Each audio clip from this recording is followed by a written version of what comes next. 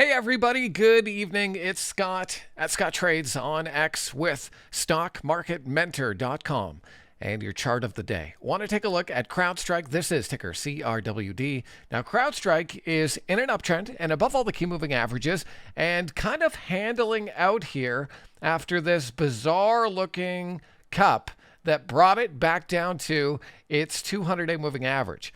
It was a pretty orderly pullback, though anything under the 50-day can get a little sketchy. Pulled down to the 200-day moving average, bounced off that level a couple of times, and now, again, just building a little handle here above all the key moving averages. So I actually like this chart here. I think you can own a little Crowdstrike with a protection stop around 468 and look for a move through 491 coming on volume. Now, we did tap up against 491 the last couple of days. Yesterday's high was 490.50. Today's high, 490.88.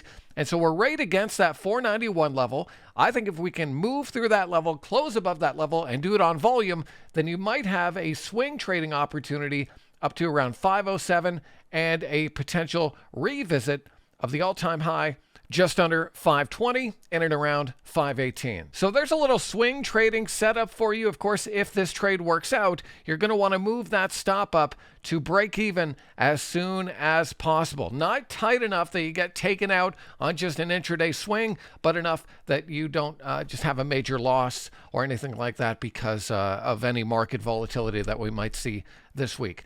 But I think Crowdstrike is definitely a stock to watch, and it's one that we're watching right now over at StockMarketMentor.com.